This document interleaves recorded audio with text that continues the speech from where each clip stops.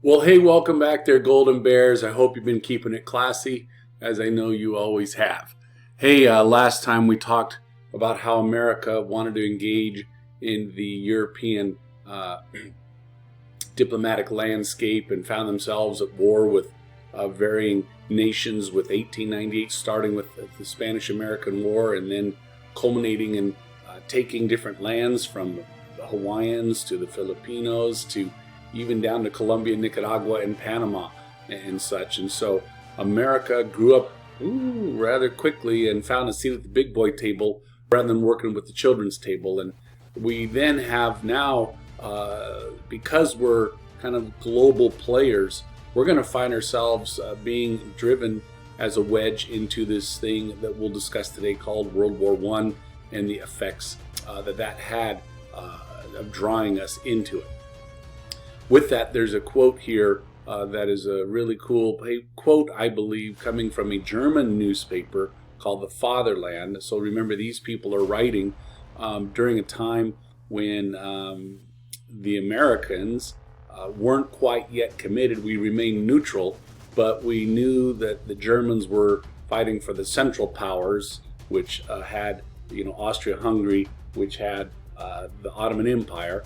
And so if you were German living in America during this time, it wasn't a pleasant place. And so having this printed in the newspaper kind of conveyed some really strong thoughts and emotions. It says, "We Americans prattle about humanity while we manufactured poised shrapnel and picric acid." Picric acid is a yellowish chemical that is used to make bombs. We do this for profit. Then 1,000 German widows, then 10,000 orphans, then thousands of graves bear the legend made in America. And so these weapons that are being sent over to fight in the European campaign all reflect that America wasn't neutral in this. We certainly had a role to play, and many of them affected those who were Germans living over there fighting in the war. Well, I like to start with a story, and the story is, I hope, is kind of funny and whimsical. But you need to recognize, if you don't know yet, our family lived in Mexico for 12 plus years, and we moved down there hardly knowing anything, and we left there knowing a lot. And part of it is I learned about how to drive in Mexico. And, I'd come from California where, man, it's expensive anytime if you get a speeding ticket or run lights or do things. Down there I saw all sorts of crazy things, and the first few years, I'm like, I cannot believe people are doing that. For instance, it's like if you go through certain larger towns, they have these things called a roundabouts. In Spanish, they're called a glorieta. And like for instance, in Tijuana, those roundabouts will be 7 to 8 lanes wide. And oh man, the first time I encountered those, I'm like, how do I get from this lane all the way to the inside lane to make it over to that other thing? And I'm trying to use my blinkers, I'm holding out my hands, and people looking at me like, you gringo, what the heck are you doing? I can't tell you enough. By the time I built up my confidence, I was like zooming in and out and being like the others. There was another time when I was, I'd stop at every stop sign and in our little town, and people would pass me, this blast right through the stop sign on the left of me, some would blast to the right of me, and they're looking at me like, hey gringo, why are you stopping? It didn't take long for me just to pick up that habit as well, to where I would blast through stop signs.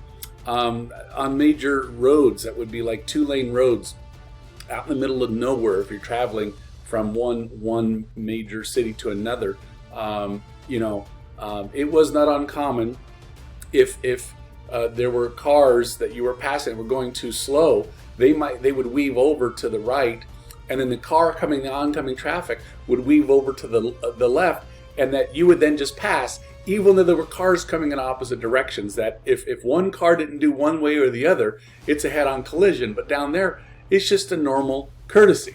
On windy roads, there are no laws except that you follow what the semi-trucks tell you, because if it's a 2-lane road in opposite directions, and you see all of a sudden the semi-truck in front of you, if you don't pass, you got miles and miles of curves ahead of you and just like sitting there forever. But if you see their blinker on, you are like in faith going, okay, I'm going to trust them.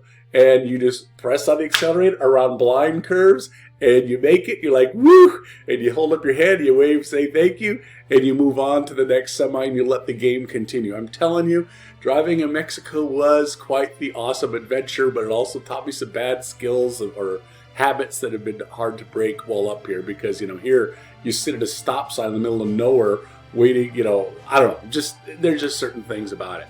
Now, I share this with you is because Mexico has a deep sense of morality in a lot of ways, but when it comes to following the rules, they're like, well, just kind of do what you think is safe and good, and as long as you don't hurt other people, we're cool with that.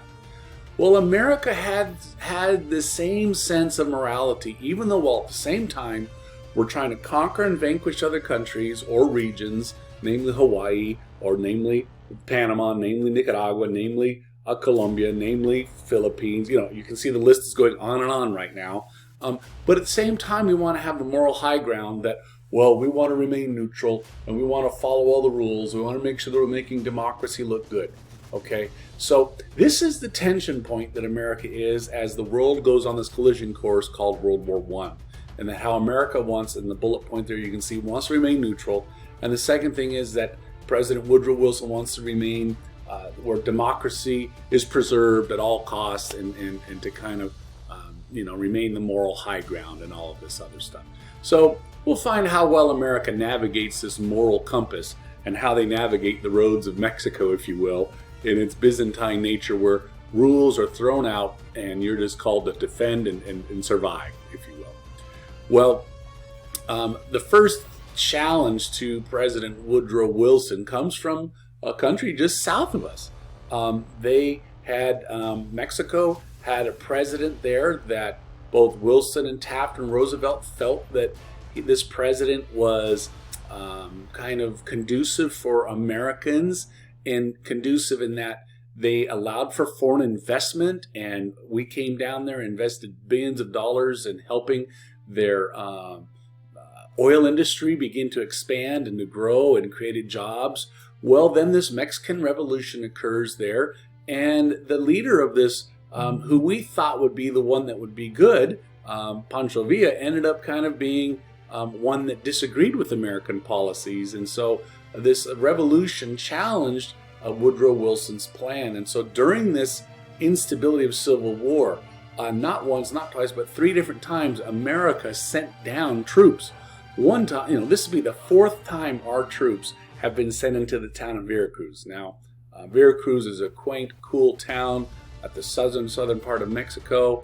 It's the quickest place that you can access a port and then get into Mexico City. That's why it was so kind of important strategically.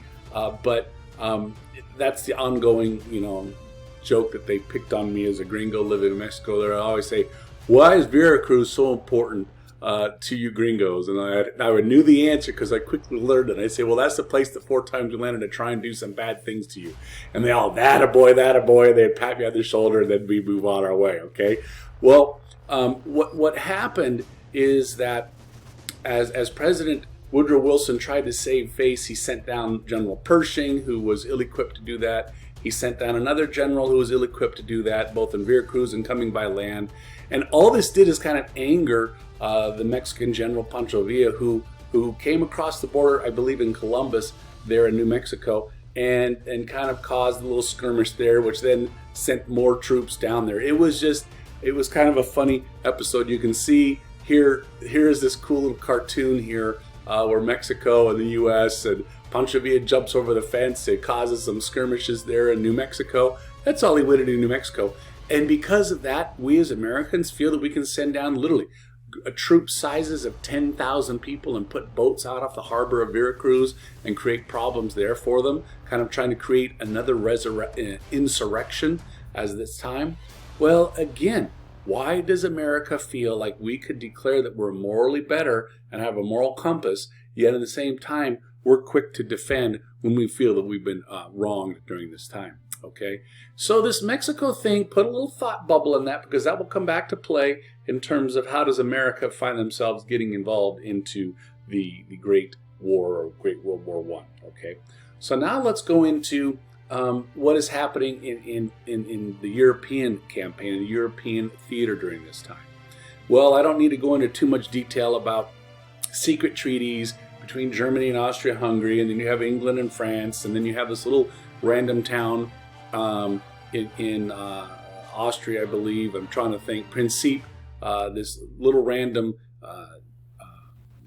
what do you call it, noble is shot and by some rogue nation. What does this trigger? It triggers all these nations to quickly jump in and rattle saber, and these rattle sabers that begin to chance for them to show off their weapons. What is this declaration? It creates two parts of Europe is splintered. You have the Central Powers and the Allied Powers, and America ultimately tries to stay neutral, even though we're privately giving out private loans and privately selling military supplies to the Allies, predominantly England, and this is going to begin creating problems because, you know, prior to the war, we were gladly selling to Germany, we were gladly selling to France and England, but now it has become quite lopsided in the early year or two that we might have only sold to Germany $230 million worth of product, and now we're finding that we're selling, you know, triple to quadruple that amount to England. Now the second part is if America truly wants to remain neutral, why are we selling any of our military goods? Well, Woodrow Wilson had to keep the factories churning and working. Why? To keep the workers happy and paid, and keep the workers from joining forces and striking. And so this created you know, some tension points for Woodrow Wilson to try and navigate. And kind of the third thing that was going on over there is that both the British Navy, which was probably the strongest at the time, remember America only had the third strongest, but the British Navy was really strong, and so they were trying to set up boundaries where Germany couldn't get, because they're landlocked, couldn't get food and supplies from outside nations, and so they set up their navy, and they set up those mines that floated in the water, and this was against various treaties. As a response to that, what did the Germans do? Well, they created their U-boats, and they created these U-boats that would then fight against the British attempt to kind of close them out. Now these U-boats were supposed to follow other laws and regulations, basically meaning, hey, if there's a certain flag of neutrality over a boat that we know is a merchant ship or a cruise liner, they're supposed to radio ahead and say, hey, go ahead and disembark all the people, and then we'll blow up the boat. Well, they didn't follow those things, often because both sides were not abiding by that. Well, what really caused the biggest trigger for America to consider even getting into the war is this luxury liner called the Lusitania that left New York and was making its way to the British Isles.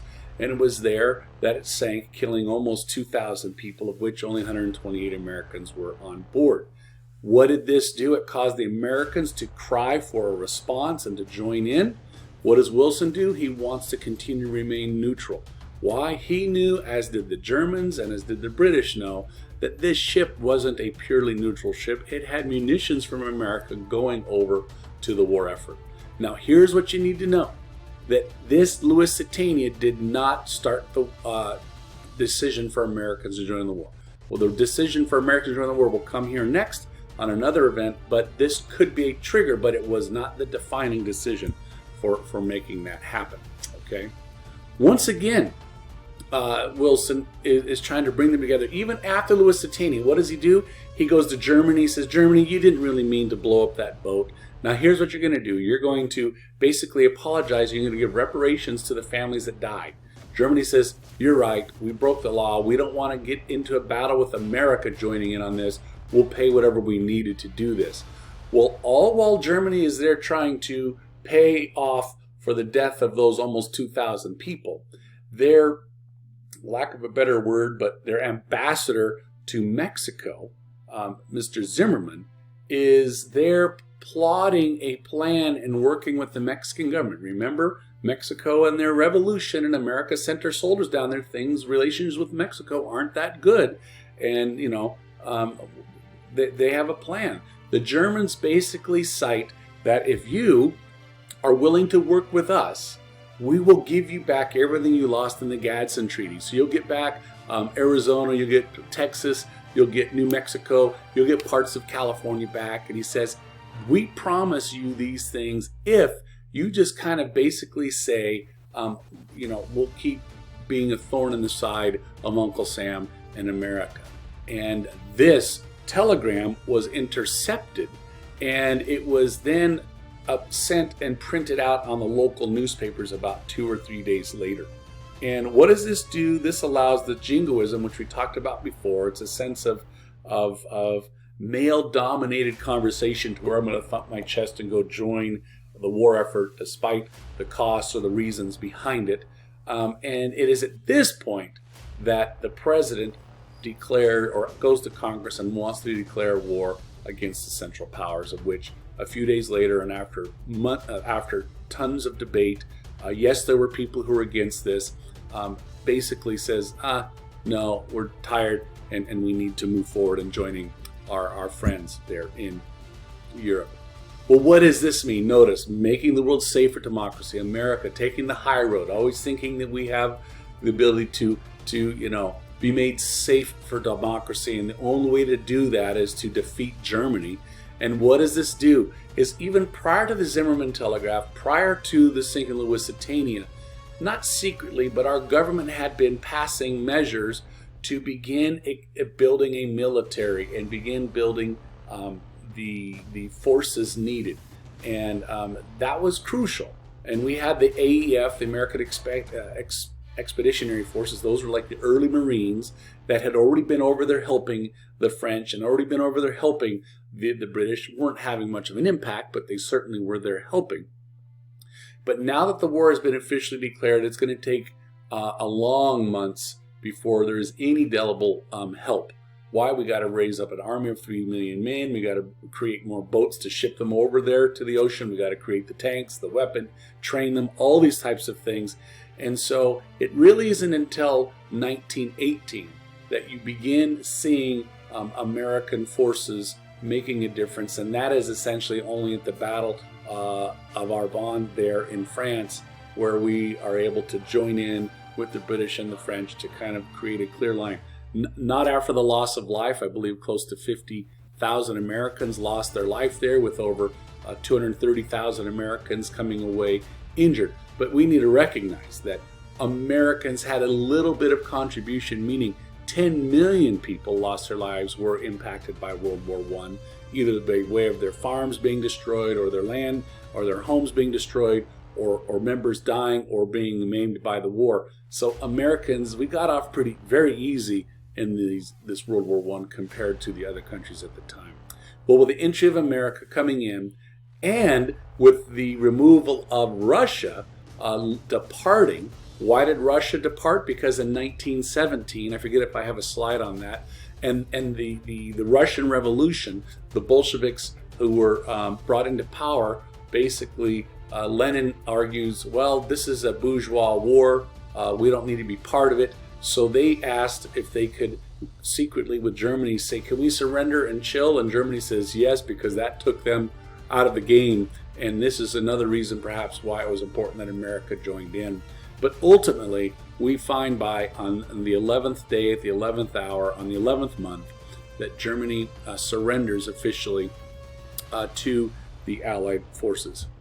Well, hopefully you've had a chance to see some of the movies. One recently it depicts what it was like to be in the trenches for such a long period of time. A horrific experience. I'm not going to spend much time on here because I'm sure you have seen those. For my Steger Select, make sure that you spend time doing a T-chart, and I'll talk about this in the class a little bit differently. So how is it that America was able to bring about a difference? How is it that we were able, in a relatively short period of time of about a year and 8 or 9 months, bring in contributions towards it? Well, they call it fighting the war at home. We basically had to give up our individual liberties and allow the country to determine what those liberties look like.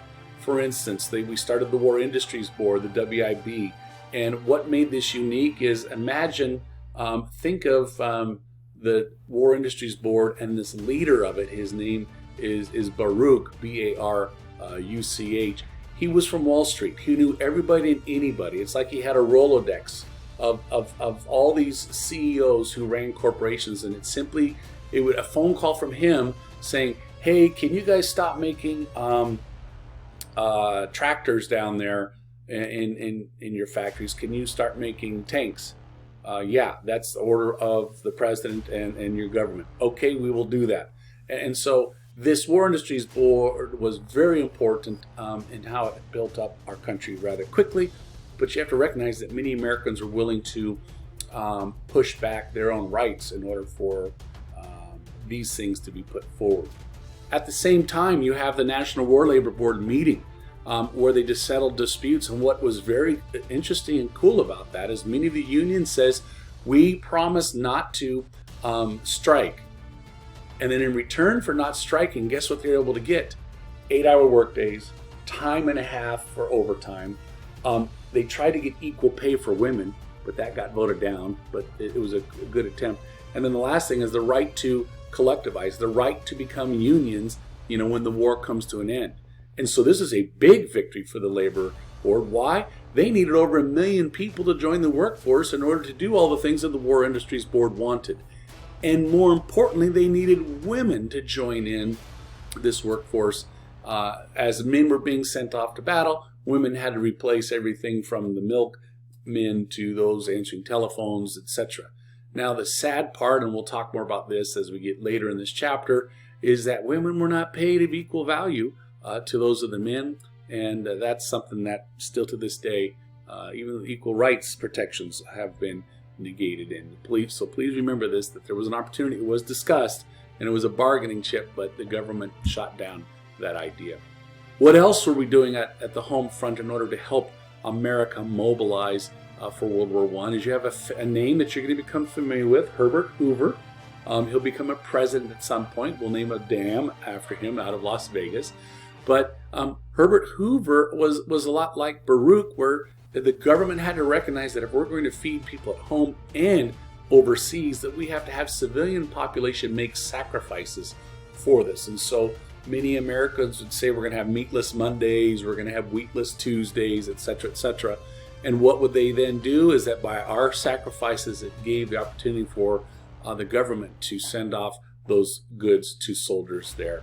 Americans were asked to take fuel holidays, and they created all sorts of strategies there to reduce our consumption of the fuel, so that way it can be used for the war effort. And finally, the railroad was brought under one controlling board. It was not all run by 34 to 35 different owners at this time. And why did they do that? Because they needed to make sure all the raw goods and finished goods and transportation of the were able to get out to the boats and all the shipyards in a very timely manner. And so what we find is that America willingly gave over to the government their rights and their privileges held by the Constitution and the Bill of Rights in order for the war effort to move forward.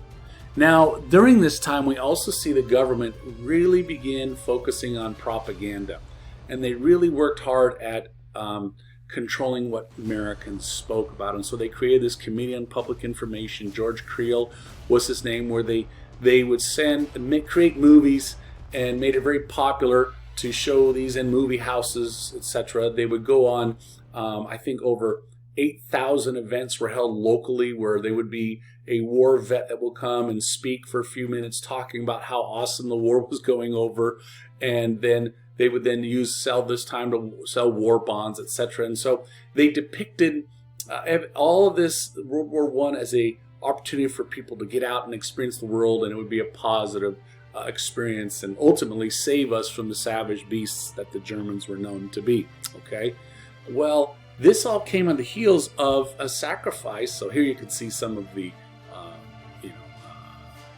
posters that were used during that time to convey reasons. There on the far right is a kind of a demon that's kind of close to this woman and a child. The demon is a German, and then there on the left is victory girls working together and working hard and going in one direction. So just a lot of stuff swirling around there.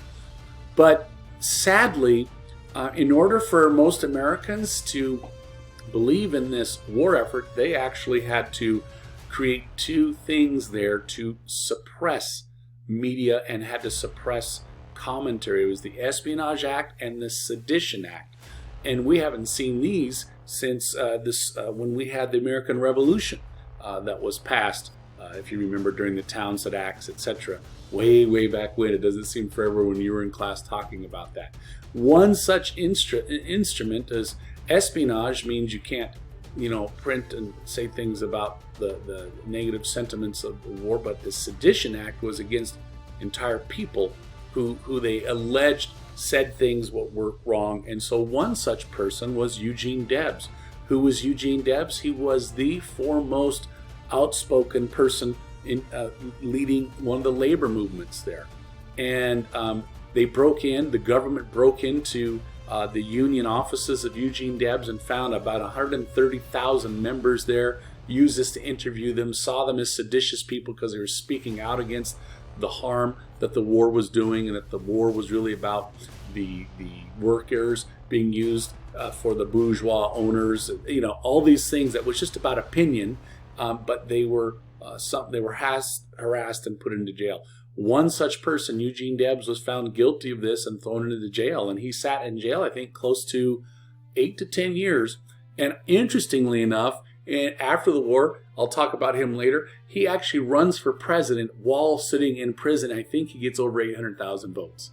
Okay, well, doesn't win the presidency, but does send a message to that. He ultimately gets pardoned by a president, but this is the example of what our government was doing during this time to make sure certain things weren't said in order to keep all eyes and ears going towards the war effort.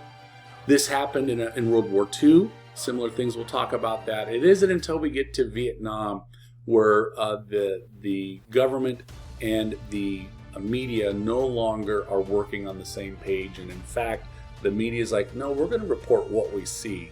And it is then in the 70s that you begin seeing how the news media outlets are trying to bring the truth to situations, and the government's trying to always say, we can neither confirm nor deny this type of, what I'm talking about. And so this is, at that point here in World War I, it is clearly where the media does whatever the bidding is for the government. Here's the primary source that we'll talk about during Steger Select. Well, now that the war has come to an end, on November, the 11th of November, 1918, again, President Wilson, being the college professor, thinking he has kind of the best ideas and his plan for peace and democracy for all, comes up with this thing called the 14 points. And within these 14 points that he spends almost 8 or 9 months over in Europe trying to convince the French and the British and the Italians and all these different countries to adopt these 14 points. One of them, I think it was the French guy, Clemenceau, basically says, who is this President Wilson who thinks that 14 points is needed when the Bible only needs 10? I love that, the 10 Commandments, okay? But eventually they sign it, but then it has to come over to America, and it is there that Wilson has to go through a lot of politicking to convince Congress and this guy named Henry Cabot Lodge, I think I talk about him in the next slide, to acknowledge this League of Nations. Well, this League of Nations is basically going to cause not only America, but a lot of these European nations to come together, so that way in the future it will eliminate one nation like a Germany or an Austria-Hungary of starting or initiating another war. I love this cartoon because here you see this poor little donkey or a horse labeled Germany, and here you see various people of Europe there holding the whip, etc. And there you see in the back of the cart this unlimited indemnity, meaning they're going to be paying for this forever. And the phrase there says, perhaps it would get yet better if we let it touch the earth. And that was the idea that Woodrow Wilson was trying to say with the 14 points, is that no matter how much we expect them to pay, there's no way little Germany, little Austria, little Ottoman Empire can repay for the damage of 10 million lives. We need to move on. We need to come together and find a way for democracy to work at the end of this. Well, the problems is that not everybody could agree to it, but at least in Europe, they did acknowledge this Treaty of Versailles. and it was signed into fruition. But by coming back to America, the U.S. eventually rejects this proposal. We were 7 votes shy, and perhaps had America signed the Treaty of Versailles and agreed to the League of Nations and agreed to the 14 points, this very well could have prevented a World War II and the rise up of Germany that we'll talk about later on as we move through this. So to conclude, I started talking about morality and talking about in Mexico how I got to pick and choose when I wanted morality, especially while driving type of thing, okay?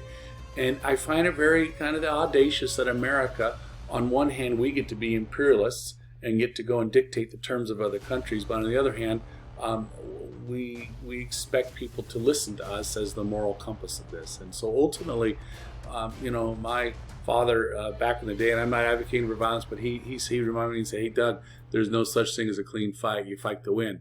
And so this idea of morality in a fight cage, I just don't see how it plays out. And so I hope you see the discrepancies there and where America is in the middle of that, trying to play both sides. So Golden Bears, keep it classy.